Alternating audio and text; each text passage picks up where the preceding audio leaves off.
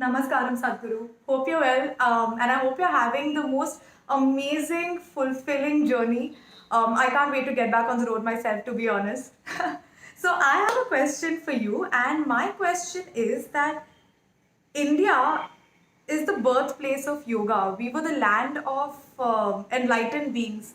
So, how and why do you think the spiritual existence and the spiritual way of life got suppressed in the larger population over the years?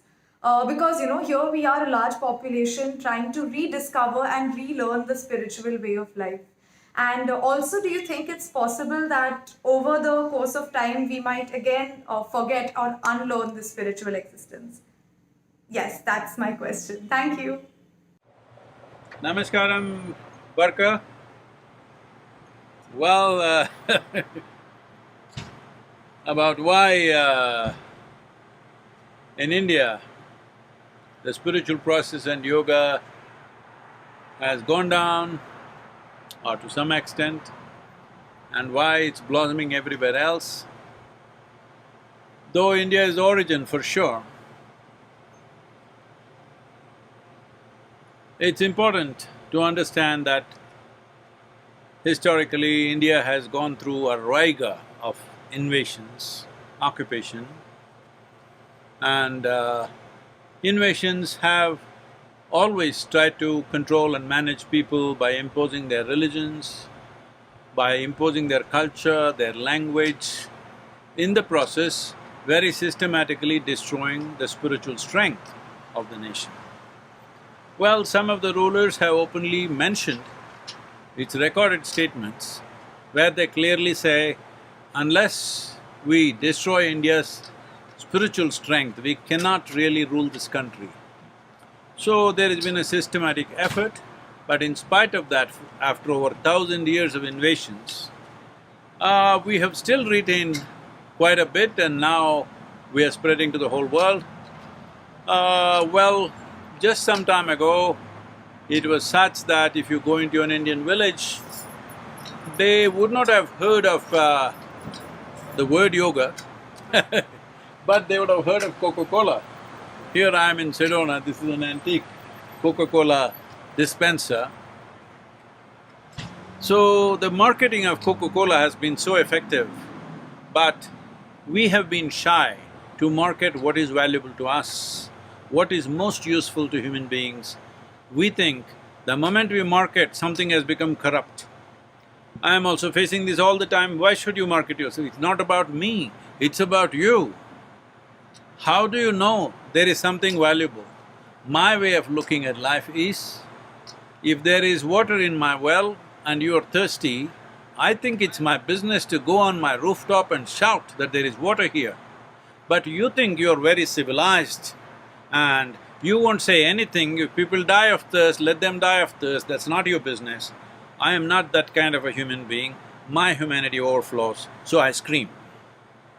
So we refused to scream because we were too subtle, we were too sensitive to certain things. And that's one reason why things have happened elsewhere and not so much in India, now it's beginning to happen.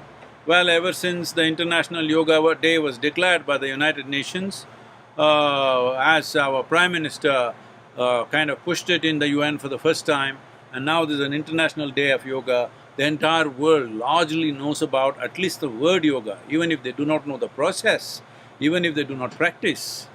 But still, yoga means people are thinking physical twisting and turning. They are not… in its full depth and dimension, it's not going. Well, last 39 years, 7 days of the week, 365 days, myself and thousands of volunteers have been on and on. Well, people… those who experience it realize the value of it. Those who do not experience it think it's a business, think it's an industry. But even if you want to call it a business, even if you call it an industry, what is wrong with a business? What is wrong with an industry, I'm asking? Business means that something that someone needs, someone decides to provide. Of course for a cost, because if it needs to be sustained, there has to be a cost. Otherwise, we can do it for 3 days on our own steam and get exhausted. This happened to me in the very beginning. I was in various types of businesses. When I got out, for the first 2.5 years, I spent my own money and conducted programs and programs. After 2.5 years, all my savings ran out. Then I went through a struggle, how to collect money, should I ask for money? I didn't want to do that. My spiritual sense wouldn't allow me to announce a fee.